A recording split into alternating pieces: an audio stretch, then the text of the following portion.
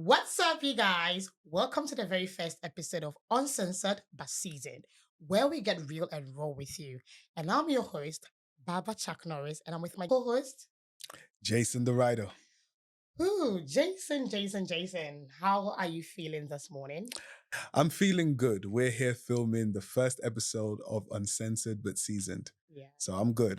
The week it's been a week. It's been full on work, but today, after we film today, I'm going home to have some apple crumble, some custard, and Netflix. Oh, sounds good. I don't think I can do that. My Why? week has been weak, Jason. Why? Oh my God. What's been happening over your side? Listen, yesterday I spent my whole time in court. I went to 4 courts. Wait. You said court. Yeah, I went to one Thames Magistrates Court, the Stratford Magistrates. All because I had to, go and do this statutory declaration because I got in trouble with penalty. No, what is penalty? It's not penalty. Congestion charge. Congestion. Just you need to. wait. I know, but sometimes it's hard to just do that direct debit thing. And I usually don't use Central London, but this one, listen to me. I was in the C charge 6:59. Literally about to pass, and then the traffic light just came on red, and I left 7:01. Why should I pay? Listen, I don't have the answers for you, but you need to make sure that you set up your auto pay for congestion. Because if you're like me, I always forget. Yeah, that's true. So every time I'm in Central London, I make sure my auto pay is set up because I've received plenty tickets in the past. Plenty. Even had my license revoked at one time. Whoa! Yeah. I'm a better human being than you are. I'm sorry. Okay, so I don't know. I have a choice not to go to court and pay the 547. 547 is a lot of money. I'm sorry, what? £547, and this economy is not smiling for me to be able to give them that money. So, yeah, I actually have a valid reason because I genuinely did not receive that letter, and I genuinely thought 7:01 is nothing. Why would you still charge me 16 quid? I was in traffic for 15 minutes. So it's not my fault. No, they don't care. No, but they have to do something about it. They will do something about it, but the other thing is make sure if you're doing this by yourself, either go to Citizens Advice Bureau and try and get some advice on it too. Because there was one time where I tried to fight it and my 100 became 700. Oh. That's what I've been trying to find. It started from 275 and now we're on 540 something. But yeah, they've asked for certain evidence. I'll give it to them and then probably I have a valid reason. They should consider that. Listen, trust me, we're not the only ones that have had to deal with tickets. I know. Or having those bills or fines just accumulate and accrue and accrue and accrue and accrue. Driving the UK is hell. I miss driving in Africa. It's luxury. What is it like driving in Africa? Listen, when you drive in Africa, the luxury that comes with you having a car alone, you make friends just by driving, number one. Yeah, but okay. Wait, you can park your car anywhere. Once you enter into a supermarket and you have a car, they give you priority service. Everything is a luxury when you have a car. And a car like mine in Africa is gonna give me more, But are the people that drive in Africa, are they like civilized driving, or is it just every man for himself? I mean, we're gonna leave that to the government. I'm not about to get in trouble for that. But Jason, whilst we're talking about our week, my week has been not just the traffic issue I had. I fell out with 2 of my friends. In 1 week? In 1 week. It's you. You're the problem. Wait, we're gonna get to that. Let's see if they were my friends from the beginning. But today I just want us to talk about this because it's like we don't discuss this a lot when it comes to the female side. I don't know about the male perspective, so it's good to have you here. Okay. Relationship trauma. Relationship is a very vast, You've got friendships, you've got romantic connections, we even got business, platonic, so many types of familial as well. Yes. Yeah. But today I really want us to discuss friendship breakups and the toll it takes on us. Oh. Because I have really endured that for a long time. It's something that I'm like, it hurts more than breaking up with my boyfriend or a husband. It hurts. From a female perspective, because if you have a best friend, for instance, and you guys talk to each other, your best friend is your go-to person aside in your relationship. I agree. When things don't go well in my relationship, that's the person I'm turning to. They know everything about you, even better than your family. That's true. So imagine you lose such a person. Listen, let me not get into it, but friendship breakup today is going to be our topic. And I hope you are logged in because it's going to be a good one. And we'd like to hear your stories as well. If you've had Mm. one of these situations, we'd love to read them down in the Yeah. comment section and, just hear what you've dealt with and how you overcame it. If you have overcome it, if you're still trying to heal from it, we'd love to hear about it.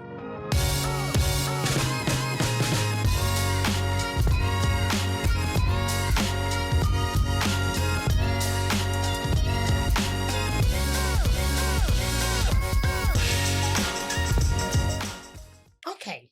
Yes. So speaking of that, have you had that would be that but that should still be a question I should ask. Have you ever experienced a terrible friendship breakup?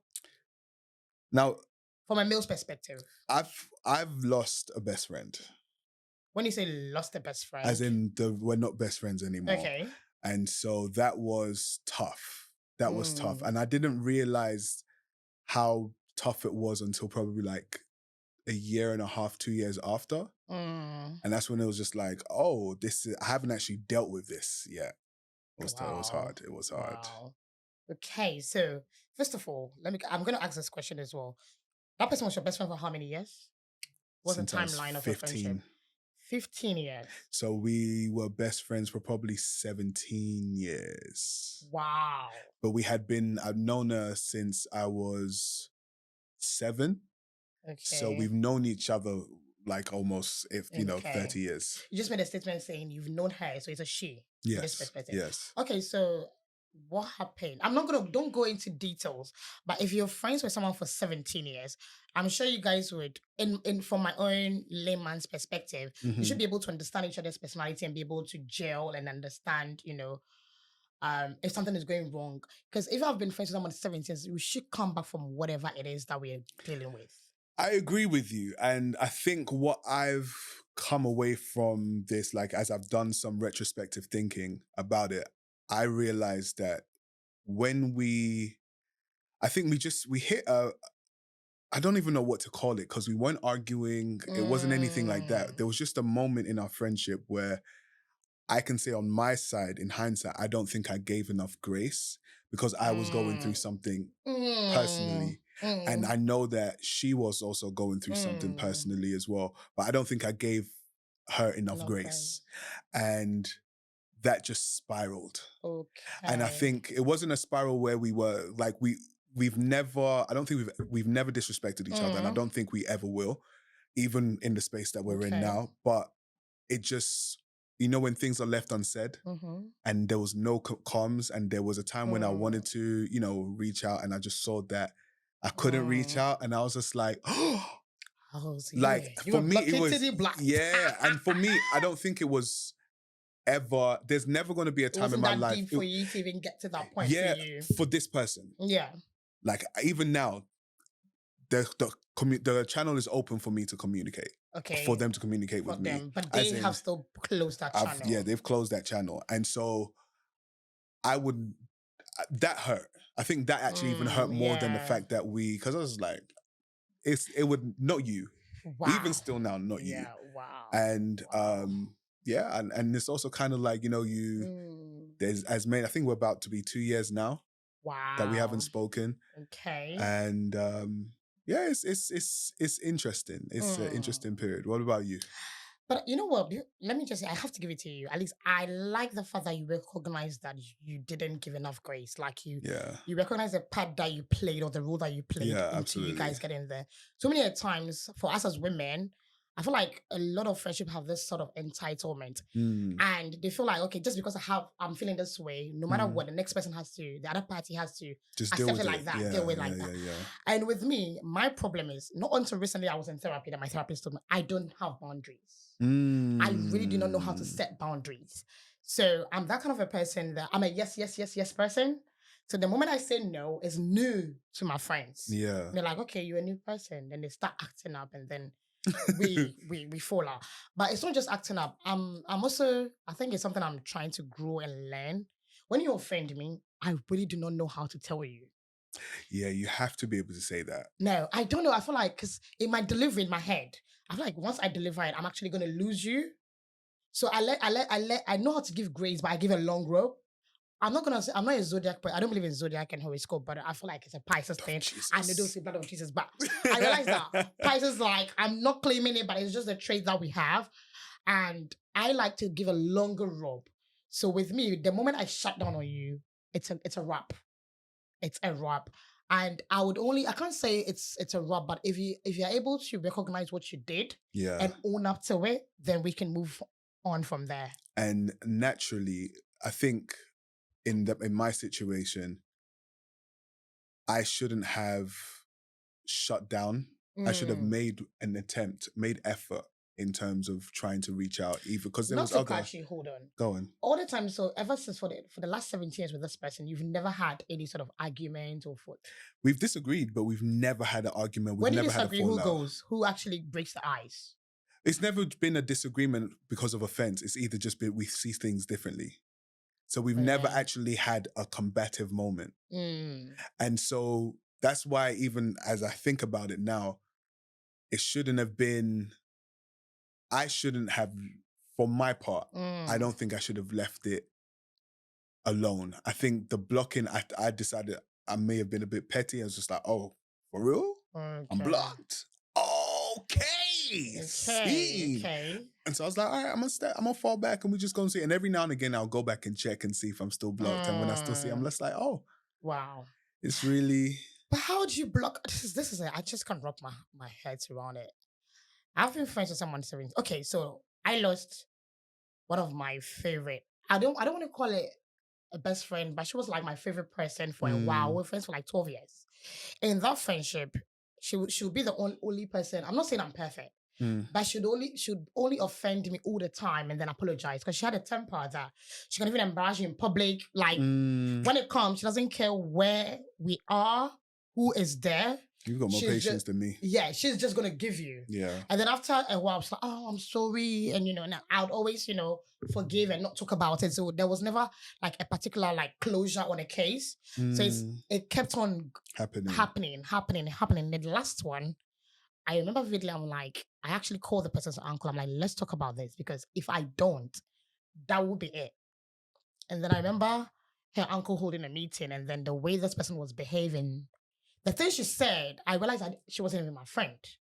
I was friending myself in the friendship and that's a mistake we also do. Sometimes you might be with someone for a very long time. They might be with you for a reason you don't know. They're actually entertaining you. They feel like, they like your presence or they like what you bring to the table in that moment. But in their heads, you're not really a friend to them. But that's a problem with me too. When I said someone is my friend, I actually go all out. I take it like, oh, this is a World Cup. We're actually playing FIFA World Cup. So I'm going all out. But usually for the other party, it's not the case. I'm overplaying my role in their lives. Yeah. So with this friend of mine, I remember she's telling her uncle, oh, this girl doesn't know me, but I know everything about her. I choose to tell her the things she has to hear. So if I'm supposed to even write a book about her today, I can write from A to Z, but she will not get one word to say. That's what she was That's saying what she said. About you? Yeah, in like at the meeting. And, and then I remember even after everything, her uncle was like, just tell this girl that you love her. She's like, nah, I don't. That broke me. Listen, Jason, I couldn't hold my tears. Talking about it now, it's even going to make me tear up. Like, this is somebody I pray with. We talk Monday to Sunday, 24/7. I was in a full-on relationship or marriage, whatever. And this person was like my partner. We would talk in the morning. I would wake up 7 a.m. and she's the first person I'm calling. We were praying together. We were sharing. If anything happens to me, like she's the first. She's the first one. My mom is like the last. My husband is like the last person to even, get to know. So imagine, and we talked nonstop for 12 years, Monday to Sunday, 24/7. And then just like that. Just like that. This goes to like, I talk to people on the relationship side, and I've also extended this to even friendships, that is, you need to be friends with people that are your life partners as well. Because break that down. As in, so partnership means we have a united goal. Like we're working towards the same thing together. And some people are friends, like, let's say for us, we're working on this podcast, but in the grand scheme of things, we have a common goal of becoming better people. Yes. And because we're doing that individually, it's easy to now align that and now say, okay, let's do a podcast together. Let's do this together, because we know you know I'm gonna show up.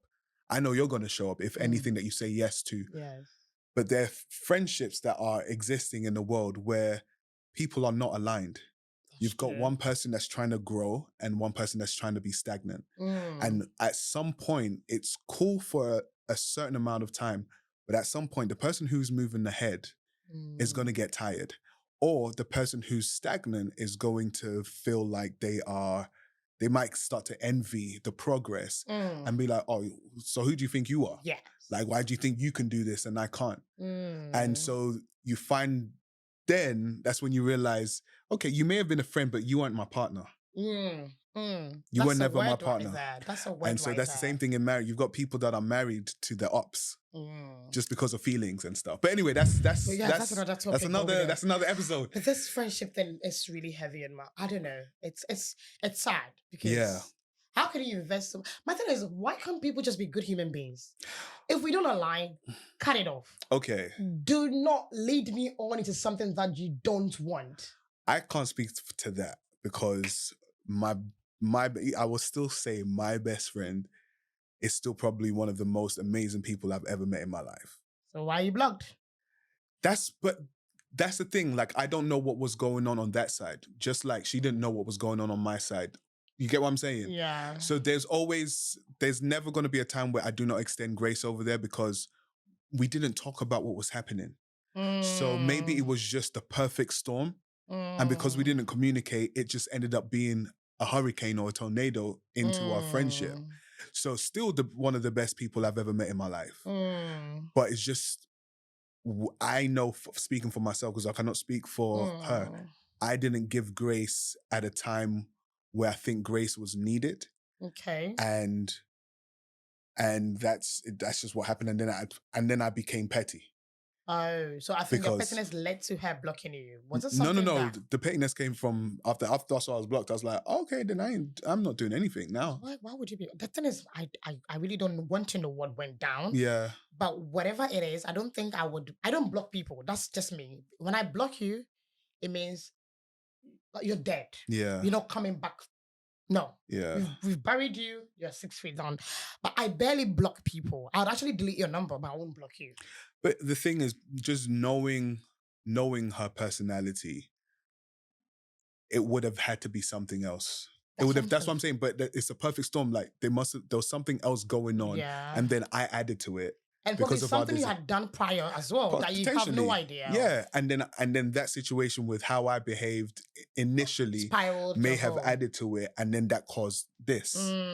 And so there's always like that situation, like I said, I'm always going to give great, like I can never speak and say, oh, this person was wrong because of because I don't know. And they have had too much of an impact on my life positively for me to reduce it down to this one instance. Hey, Jason's best friend, if you're going to see this, please, this is a humble plea. Uncle Jason, you guys should talk about this and then, get back together because your boy misses you actually. So please. I was even going to say, I shouldn't have even put agenda to it because the people that know me will know. Adam's saying, whoever you are, we can take this out. We can cut out the gender. We'll cut out the gender. Every time I say she or he, they'll be like, beep. It's really, as I said, one of another best friend I love. Should I even call her a best friend? But we're like a sisterhood. My whole thing is, I don't get it. Especially in the UK, friendships are hard. You think so? I know so for a fact. So for instance, I grew up, most of my life was in Ghana. So my adults, my teenage life and half of my adult life was in Ghana. And friendships in Ghana has a meaningful, how do I even put it? It has a meaningful impact to it. In the UK, everyone has this thing, I'm struggling with my mental health. So I'm not saying Ghanaians, we don't have mental health or Africa doesn't have mental health. But because we have a sense of community, love and service, you don't feel that kind of mental health. Even if you're going through something, I can go to my next door neighbor and knock. Like, okay, can I have some food? It's normal. I don't have to call and make an appointment to go and see my friend. Yeah. I literally will barge into my friend's house, like it's my house, sit, eat, and then I'm like, girl, let's go out.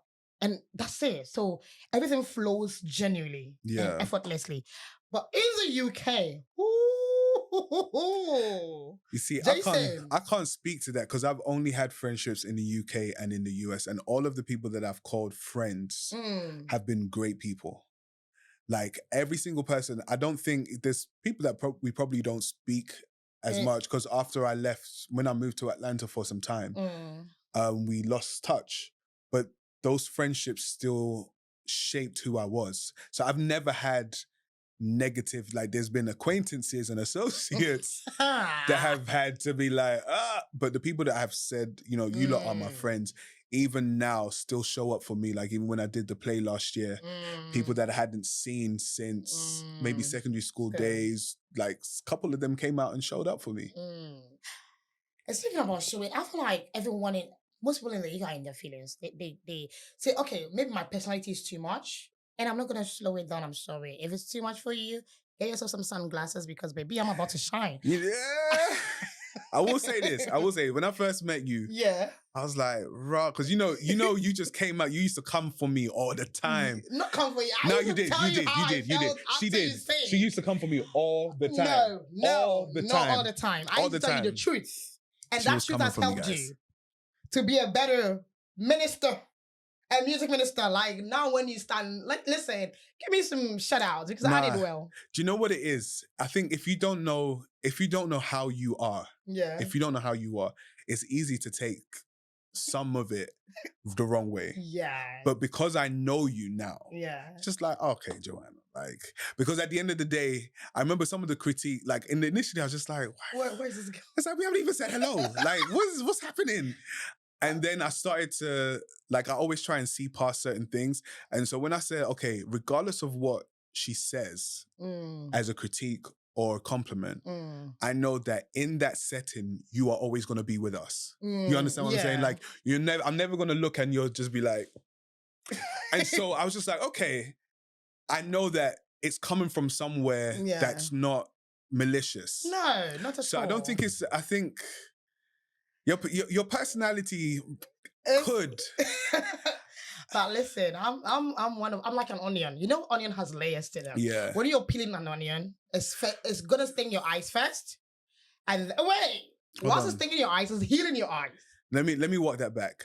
I won't say your personality because you actually have a good personality. I'll say, like initially upon meeting you, so like if somebody doesn't know you, like it could be like, what's happening? But then it might be much. It could be much. Some people might be like, who is this? Like, why is she like big, you know? But once you know you, like, and it doesn't take long because you kind of can be an open book. Yeah. So once you get to know you, then it's like, okay, she cool. Like, cool. Listen, guys. We might could do a podcast together. Listen, guys, I'm the coolest person you would meet on this planet Earth. On God's green earth, I'm once in a lifetime kind of a human being. Yeah. But anyway, with that being, as I said, like, I don't think it's just a personality thing because I have an outgoing person. I won't say I'm loud, but I'm very vocal on certain things. You wouldn't say you're not loud. I'm not loud. My personality is, I remember my friend put it this way, so I have a loud presence. So it's not, I don't even have to talk. My presence, when I even walk into a restaurant, baby. My presence intimidates people, but that's not me. That's God's blessings and God's favor on me. I cannot dim that light. I'm sorry. I agree. But it's like, okay, in my head, when I was approaching you, so I different approach to different people. The way I approach is not how I'm doing to everyone. Okay. So probably sometimes I don't know how to read the room, but in my head, I'm like, okay, Jason is my church brother. Like, he's standing on the pulpit. I come to church because I want to listen to music. I want to worship God. Yeah. Genuinely, that's my space that I want to connect with God. So if that one is not going well, I feel like in my head, it's my right. It's your right. No, but that's what I'm saying. It's my right. And then when I approached you, Jason, I wasn't. Maybe it was an African turn. To you. But to you. To me, I was just like. You see, this is the British thing I'm telling you. No, but it's because it's not about in the feelings. It's that nobody approaches me like that if we don't know each other. Like, let's say one of the people on that. I've been in church with you 3 years. I know you. No, but at the time we hadn't been in church that long. We don't have to be friends for me to know you. You are in the space that I'm worshiping. You are my minister. Listen, man like me is from Brixton. You get me, okay? You get me. So you have to approach our brother a certain way. Like Your you can't, Highness. you can't, not even your Igwe. highness. It's just Odogu. No, but I think there's just a certain, like, if you don't know somebody or you don't know how they're going to react, like I always approach from a place of caution, unless I'm going to be like if I'm being extra, it's always going to be complimenting. So how did I approach you that it wasn't from a place of caution? Let me know. I want to hear it. This is you, yeah. Okay, go. Let's role play. I just said, that song that you were singing, I didn't like it. I didn't like it. It wasn't good. The person watching wasn't good. Oh, like, Jason, oh. That's a lie. That's a lie. Joanna, First of all, Joanna, I didn't come at you like that. I remember the very first time I spoke to you. What do you remember? I wasn't even saying hi. I gave you that approach. I'm like, you know what? At that time, Becky was part of courts. Becky was in courts. Because I remember I would go and lament to Pastor was like, go to Becky and Jason. Speak to them. Oh, so you was talking behind my back. She was talking no. about, listen. I was talking to my church leader. I'm like, yo, this is it. Well, I'm not feeling it, because and I'm coming from a place, I used to tell you that where I'm coming from, especially in my church, praise and worship is one of the biggest thing for us. Let me stop you there. You told me that afterwards. Our first encounter was sweet. And I even thought we were going to be besties from there. And then the next minute, I feel like you started acting like I'm sorry. You will see me and you have no memory of me. And I'm like, we've talked about that. Yeah, but it's not just it's not you. No. Everyone does this to me in this UK. No. We'll talk about that in a second. But no, the first encounter was not about us feeling like we're going to be besties, because the first encounter... When I spoke to you, in my head. Yeah, in your head, yeah. I'm like... Because I remember, listen guys, I remember there was a time after about like 3 or 4 of these conversations with you. You were tired. I said, Joe, I was like, you actually have to start giving us compliments. Like, do you remember that? I remember that. Yeah, I can't give you compliments if there's nothing to be complimenting you about. Listen, my team was working hard. You ain't gonna come for us like that. That team wasn't. But now, all jokes aside, now from last year till now, I give it to you guys. Like, it's been the best atmosphere. Trust me.